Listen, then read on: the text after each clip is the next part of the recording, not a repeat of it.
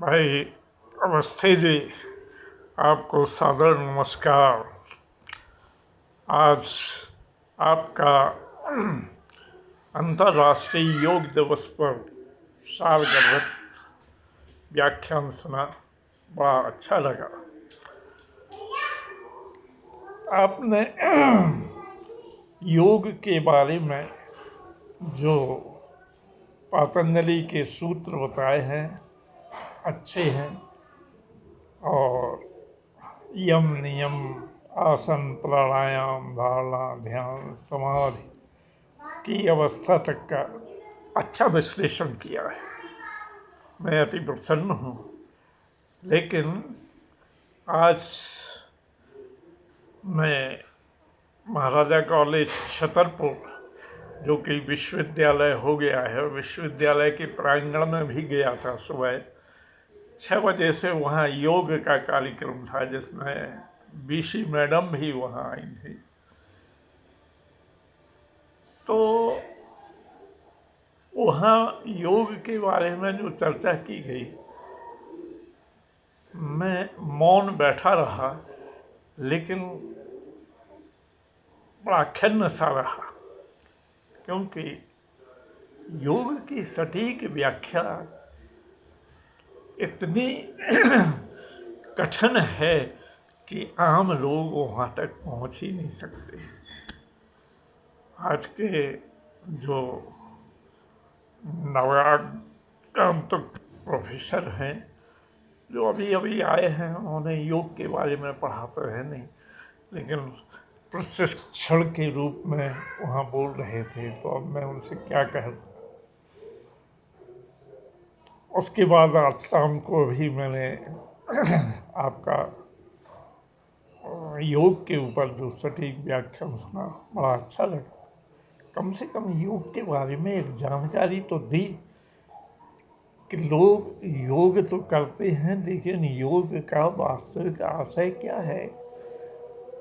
आत्मा का परमात्मा से मिलन मन और इंद्रिय और शरीर द्वारा होने वाली संपूर्ण क्रियाओं में कर्तापन के अभिमान का त्याग हो जाए और सच्चिदानंद घन परमात्मा में एक ही भाव से स्थित व्यक्ति हो जाए, तो वही तो योग है। योग का मतलब है ईश्वर से जुड़ना। ये आज विश्वविद्यालय परिसर में किसी ने उसकी व्याख्या नहीं की, क्योंकि योग जो है इतना आसान नहीं है, बरसों लग जाते हैं। जो लोग योगारूढ़ होते हैं, उनका जो है योग कोई क्षण की योग नहीं है कि उन्होंने 2-4 दिन योग की क्रियाएं कर ली तो वो योगारूढ़ हो गए। योग में बरसों लग जाते हैं, और बरसों की साधना के बाद कोई एकाध व्यक्ति योगारूढ़ हो पाता है। तो मेरे मन में आया कि कुछ अपने विचार केवल आपको संबोधित करके ही मैं व्यक्त कर रहा हूँ। मुझे वहाँ तो लग रहा था कि मैं भी कुछ 2 शब्द बोल दूँ, लेकिन विश्वविद्यालय परिसर में बैठने के बाद मुझे अच्छा नहीं लगा, तो मैं तो उठ के चला आया था। क्योंकि पाँव में दर्द रहता है, योग क्रियाएं मैं कर नहीं पाता हूँ, तो मैंने क्षमा प्रार्थना करके मैंने कहा भाई मैं योग तो कर नहीं पाऊँगा यहाँ, इसलिए मैं जा रहा हूँ, बाहर से देखूँगा। लेकिन मेरे मन में एक जिज्ञासा थी कि मैं कुछ बताऊं लोगों को, और वो बात ये है, वीडियो रिकॉर्ड कर रहे हैं, कि योग वास्तव में एक पंचकोशी यात्रा है। और पंचकोशी यात्रा क्या होती है?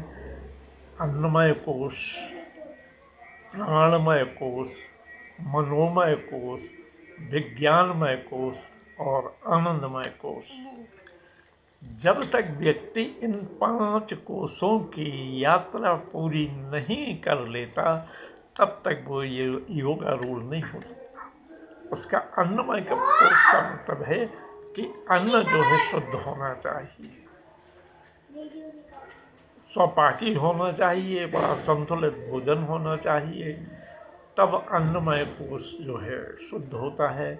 फिर प्राणमय कोश होता है। प्राणमय कोश में जो है अंदर जो है की वायु शुद्ध होती है, और जो बाहर का विकार, अंदर का जो विकार होता है वो बाहर निकालते हैं प्राणायाम के द्वारा। तो ये प्राणमय कोश भी हमें शुद्ध करना पड़ता है।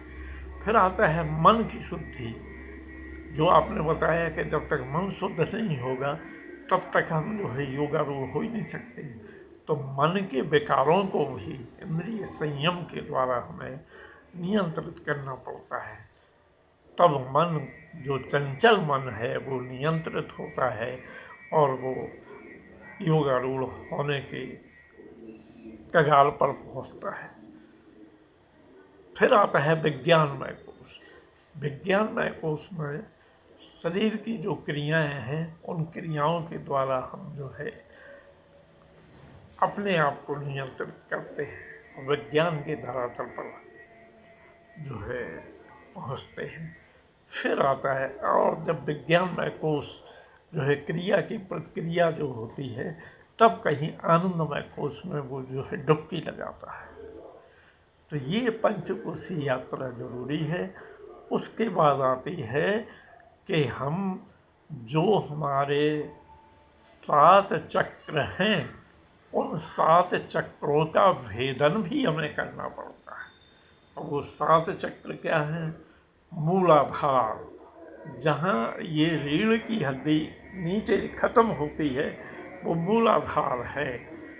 फिर आता है स्वाधिष्ठान, जहाँ जननेंद्रिय क्रिया, जननेंद्रिय अंग होता है, वहाँ पर जो है स्वाधिष्ठान है। और फिर टुड़ी जहाँ है वो जो है मनोमय कोश है। ऐसे धीरे धीरे ये 7 चक्र होते हैं। मनोमय कोश के बाद आता है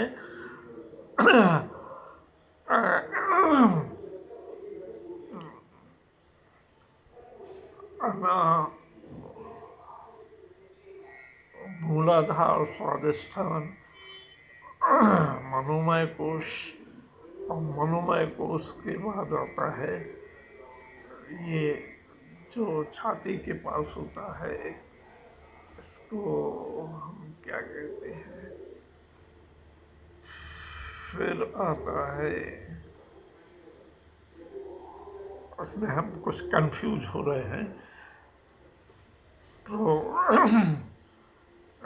ये फिर आता है ये कंठ के पास